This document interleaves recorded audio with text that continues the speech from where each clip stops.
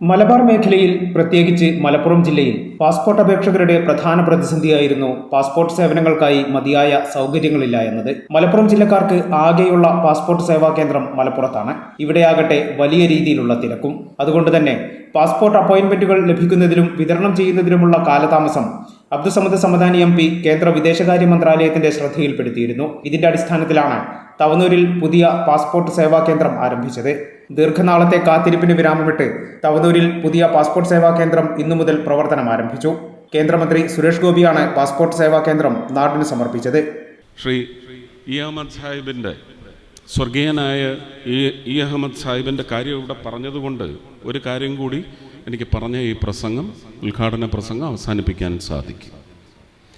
2011 മറ്റോ ആണ് അദ്ദേഹം പൊന്നാനി വരെ ഗുരുവായൂർ ലൈൻ റെയിൽവേ എക്സ്റ്റെൻഡ് ചെയ്യുന്ന ഒരു പദ്ധതിയുമായി വന്ന് അദ്ദേഹത്തിൻ്റെ മുട്ടുകാല് തല്ലിയൊടിച്ചു. ആ പദ്ധതി മുന്നോട്ട് കൊണ്ടുപോകാൻ അനുവദിച്ചില്ല. അദ്ദേഹം മരിക്കുമ്പോൾ ആ കണ്ണീരോടുകൂടി തന്നെയാണ് മരിച്ചിരിക്കുന്നത്. അന്ന് ഫ്രീസ് ചെയ്ത് വെച്ച 2014 മുമ്പ് ഫ്രീസ് ചെയ്ത ആ പ്രോജക്റ്റ് നിങ്ങളുടെ അയൽക്കാരൻ MP ഡീഫ്രീസ് ചെയ്യിച്ചിട്ടുണ്ട്. ആ പദ്ധതി ഇപ്പോൾ ഓപ്പണാണ്. അതിനുവേണ്ടി ജോയും ശ്രീ ആബദ് ഹുസൈൻ തങ്ങൾ അവർകളും അബൂബക്കറും നൗഷദലിയും എല്ലാം അതിനുവേണ്ടി ഇനി അഹോരാത്രം പണിയെടുക്കണം.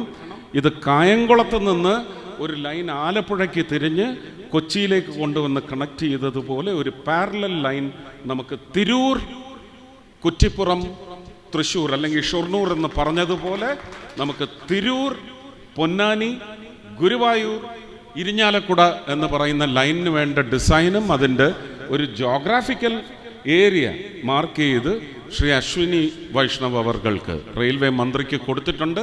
അദ്ദേഹം അത് തത്വത്തിൽ വളരെ വലിയ സന്തോഷത്തോടെയും ആവേശത്തോടെയുമാണ് അത് സ്വീകരിച്ചിരിക്കുന്നത്. ബാക്കി ജോലി ഇനി നിങ്ങളുടേതാണ്. ഇവരത് ഓപ്പൺ ചെയ്ത് കേരള സർക്കാരിനെ കൊണ്ട് അതിനുള്ള സ്ഥലം വാങ്ങിച്ച് കൊടുത്തല്ലാതെ ഇവരെ ഇനി അടുപ്പിക്കരുത്. നിങ്ങൾ അത്രയും കൂടി ചെയ്യണം. ബാക്കി കാര്യം ഞാൻ ഏറ്റു.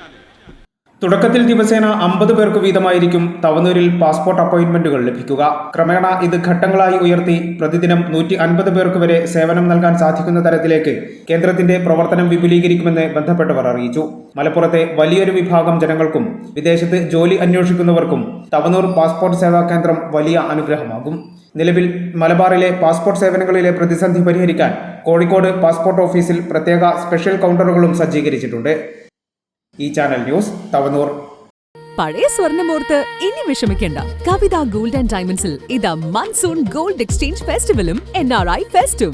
നിങ്ങളുടെ പഴയ സ്വർണം ഇപ്പോൾ 100% മൂല്യത്തോടെ ഒട്ടും നഷ്ടമില്ലാതെ മാറ്റിവാങ്ങാം. ഒരു പവന് 1000 രൂപ അധിക ലാഭവും. കൂടാതെ വെറും 5% നൽകി ഇപ്പോൾ അഡ്വാൻസ് ബുക്ക് ചെയ്യാം. ബുക്ക് ചെയ്ത ദിവസത്തെ വിലയോ വാങ്ങുന്ന ദിവസത്തെ വിലയോ ഏതാണോ കുറവ്, ആ കുറഞ്ഞ വിലയിൽ പർച്ചേസ് ചെയ്യാം. ഫ്രീ ഇൻഷുറൻസും ലൈഫ് ടൈം മെയിന്റനൻസും ഇതോടൊപ്പം ലഭിക്കുന്നു. കവിത ഗോൾഡ് ആൻഡ് ഡയമണ്ട്സ്. പഴയത് മാറ്റി പുത്തൻ തിളക്കത്തോടെ മടങ്ങൂ.